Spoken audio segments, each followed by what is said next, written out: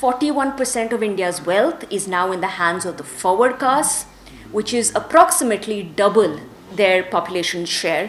India really is a republic of extreme inequalities.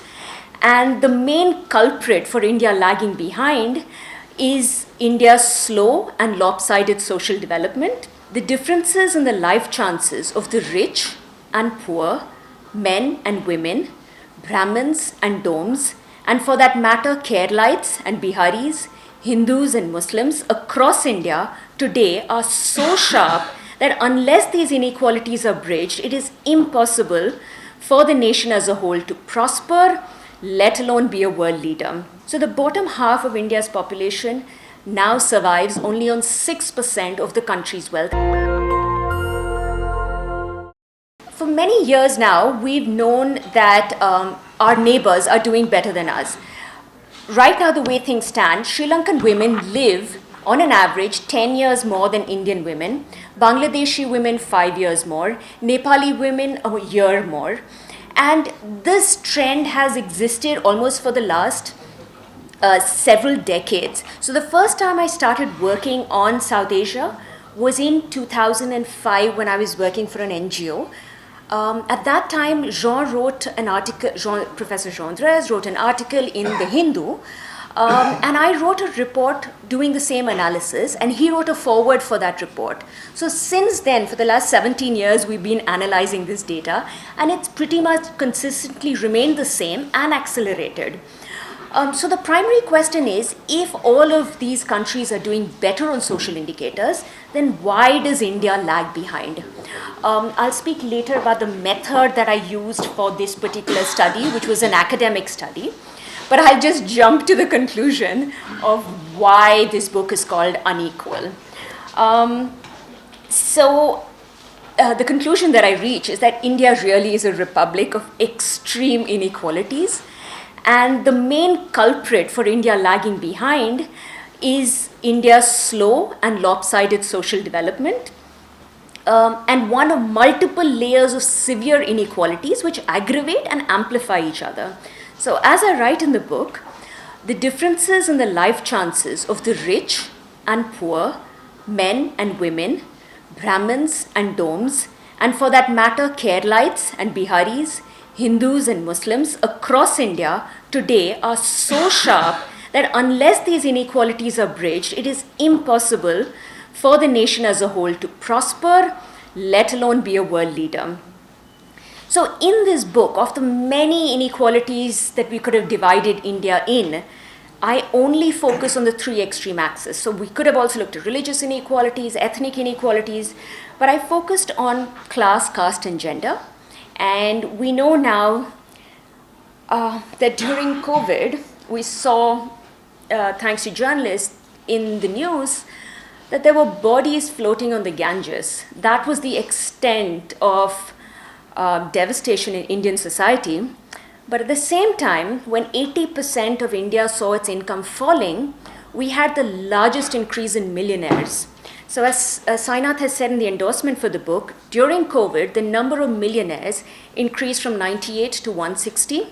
And of those, the health millionaires, there were 32 new people making money out of the healthcare system, while people were losing their lives. So the bottom half of India's population now survives only on 6% of the country's wealth, and never before has the skew been this great. In terms of caste inequalities, 41% of India's wealth is now in the hands of the forward castes, which is approximately double their population share, based on the research by Tagade, Nayak, and Thorat. In terms of gender inequalities, we've known from a long time through Amartya Sen's work that 41 million women are missing from India's population, but also that 21 million women, due largely to illiteracy, are missing from our electoral rolls, those who are alive.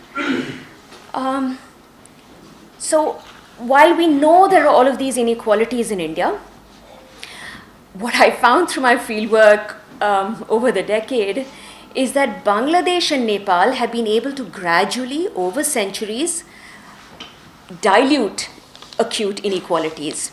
And there have been three catalysts for them: public services, social movements, and women's agency. So in Bangladesh, I speak of the phenomenon of elite displacement that happened through the accidents of history in 1905, 1931, 1971, through the Liberation War, and lastly through the 1974 famine. In Nepal, the Jan Andolans and the People's War, which happened, the Maoist War in 1996 to 2006, has resulted in a caste and gender transformation. But within India, there's vast difference between the north and the south. So in Tamil Nadu, I have tried to document the 100-year history from 1920s of the non-Brahmin manifesto, which later sprouted into the Dravidian and the Dalit movements. In Kerala, from 1936, the Mappila rebellions by Muslim peasants, all the way up to the Vekkam temple entry satyagraha in 1924. And in Sri Lanka, the Colebrook Cameroon reforms, right up to 1931, when women received the right to vote. So what I've tried to show is that there have been several social movements which have helped these transformations of diluting inequalities. These movements could have been peasant movements, they could have been women's movements, particularly anti-caste movements, and also communist and left-wing movements. And without this, we cannot hope for an automatic overnight dilution of inequalities. It often takes several decades. But for that, we need to recognize that our country is a republic of inequalities. The doctor needs to admit that the patient is sick, otherwise there is no hope for a cure. But today, in our age of hyper-nationalism and post-truth era, this is what I'm trying to represent through the book, a slice of the truth. And in the first century, Greek historian and biographer Plutarch had said, an imbalance between the rich and the poor is the oldest and most fatal ailments of all republics.